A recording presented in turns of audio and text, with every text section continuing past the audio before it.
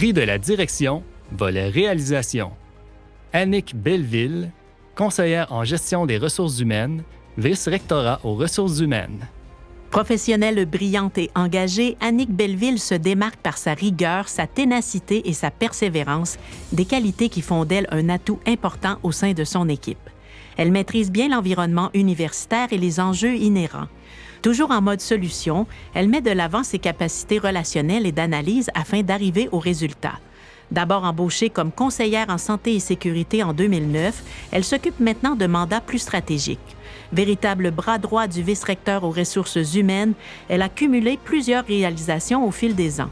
Plus récemment, elle s'est illustrée en surmontant divers défis et en menant à terme des projets significatifs, dont le réaménagement des locaux au vice-rectorat aux ressources humaines et le projet ABO, soit le registre commun des déplacements à l'international.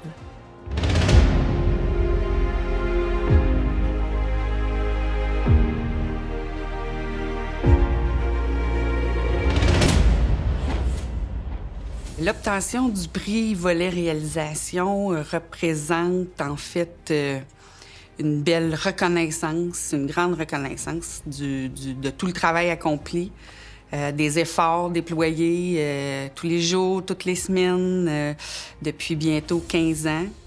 Puis c'est aussi, à mon avis, un très beau témoignage là, du respect et de la confiance qui m'est accordé là, dans l'accomplissement de mes tâches. Il y aurait 2 projets pour lesquels je suis fière et auxquels je suis très, très contente d'avoir participé. Le premier concerne un réaménagement de nos espaces de vie, de travail là, au vice-rectorat ressources humaines. Projet de longue haleine qui impliquait beaucoup de personnes, beaucoup d'enjeux, des contraintes, des opportunités. Donc, ça a été vraiment une belle opportunité là, de mettre mes compétences et celles des collaborateurs puis des collègues à profit.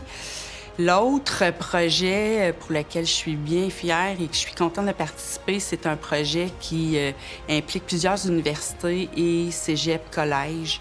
Il y a un partenariat qui s'est formé pour développer une application pour gérer les déplacements de nos membres du personnel quand ils vont à l'international. Et c'est quand même un projet assez d'envergure, subventionné par le gouvernement. Puis c'est super intéressant de pouvoir collaborer avec d'autres institutions, tant au niveau universitaire que collégial. Ça nous fait rencontrer plein de gens. Donc, c'est 2 beaux projets, là, quand même, d'envergure qui ont été plaisants à réaliser. Ils ne sont pas encore tout à fait finis, mais ça s'en vient.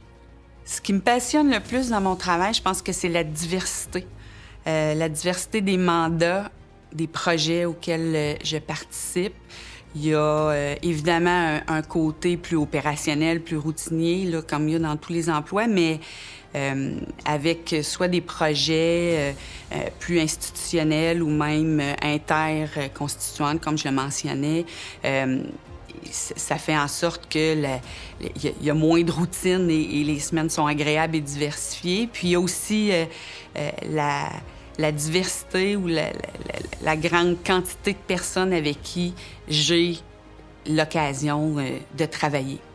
Après avoir passé presque 15 ans dans un milieu industriel privé, l'opportunité de venir travailler à l'UQTR s'est présentée en 2009. Un poste de conseiller en santé et sécurité avait été créé. J'ai, sans hésiter, posé ma candidature. Faut dire que pour moi, l'UQTR, il y a aussi une histoire un peu familiale qui est associée. Mon père a travaillé ici comme directeur du service des relations publiques pendant 20 ans. Ma mère était pianiste accompagnatrice à la défunte section musique là, du département des arts il y a jadis naguère. J'y ai fait ma maîtrise il y a jadis naguère aussi.